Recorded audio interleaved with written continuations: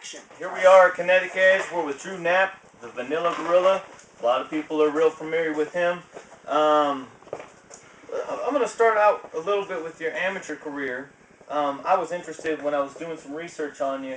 Your amateur career went like 3-3. It seemed like you were back and forth, a win, a loss, a win, a loss. What made you feel at that point after that last win that, okay, I'm ready to go pro now? What made you decide that? Was it managers? Was it everything? Has it been the time off and you just felt good?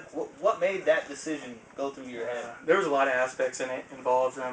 Actually, the internet show you 3-3, but I've had 14, 15 amateur fights throughout the years, and a lot with Gabe Charbonneau and everybody. But my decision came just being ready. I don't think rushing anything is a good idea.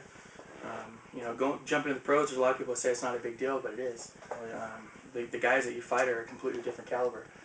So I took that to heart, and I just made sure that I put myself around real positive people and people that push me a lot, like Kinetic Edge and Gabe Charbonneau, PWIA, Diablo, all these guys. So, with that kind of forced my whole transition to going pro, and I'm happy now because I can't see myself,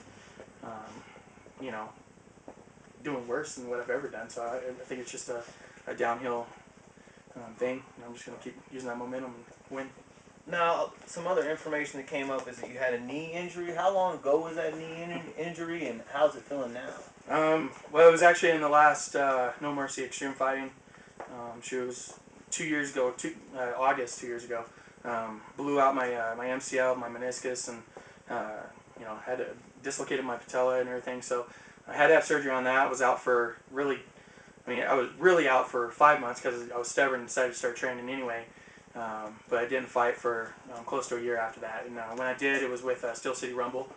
I thought I came out really strong, probably stronger than I ever have in a fight.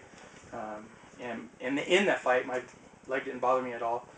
From time to time, my training, conditioning, and stuff like that, you'll see me kind of wiggle it around and cry baby about it a little bit, but it's nothing that's gonna hold me back. As far as for 15 minutes or 25 minutes, not a big deal. I'll go with conditioning that I'm doing now.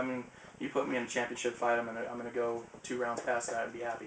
Now, are you one of those guys that trains in a training camp, or are you train 24/7? Your eating habits, things like that. Someone may look at you and say, "Oh, he doesn't have the ripped abs or something." Is it an 8-week training camp for you, or is it a 24/7 type of training camp for you? It really depends. Usually it's 8-week that we put together. Unfortunately for this one, I kind of had to start a little late due to some family issues. But the abs and everything, I got abs. They're somewhere in there,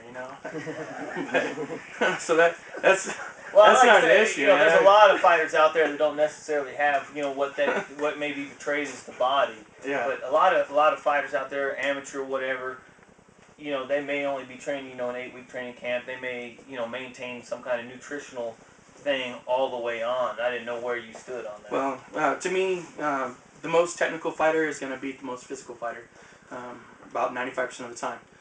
So the more you know, the better you're going to be. However, being physical is not, a drawback. I train 3 or 4 different places right now. I'm at Kinetic Edge. I'm down in Pueblo with PWIA, working my stand-up. And then I'm down at Ring of Fire Ultimate Training Center with Alvin. So I think you can never focus on one thing. You got to be good at everything at this point. So, I think I'm well prepared. What do you know about your opponent for enemy, and how do you plan on taking care of him? Steve Powell. I know he's 2-1 as an amateur. Me and him are actually friends. We've known each other quite a bit. So this isn't like a personal grudge thing. It's not, man. I thought when I wanted to take a fight, who would be a good guy to draw a good crowd and have a good fight for the fans, and he came up, and that's where I'm at. So I know primarily he used to be a wrestler. His hands, you really can't comment on it, negative or positively, because he's only had 2 fights that you've seen anything, and they're pretty quick. So you can't draw a conclusion on what he's really going to do. I train for myself. I don't train for the opponent that I'm fighting. I figure if you have a well-rounded base, good ground, good stand-up, good cardio, that's all you should play a game on. Because you go into MMA, the beautiful thing is you don't know what they're going to do. Exactly. You don't want to get caught off guard. Well, that sounds awesome. Anything else you want to say? Some sponsors? Yeah, I got to thank all my sponsors, but I won't make it too long. Not enough memory. Arya Tattoo, Pacific Warriors, Wild Wings and Things, Gorilla Fight Gear. Who else? I did this in the fight too. Just make it quick, for God's sakes. Kinetic Edge, all the guys that just put me through, and then Ring of Fire. So, and then all my training partners. And also, I won't forget my wife. The 27th is our anniversary. I remembered. And because I have a thing where I forget to thank her after my fights. So anyway, so I got that taken care of. Baby, I love you, kids, and all the fight family. So I appreciate it. MMA Buzz. Oh.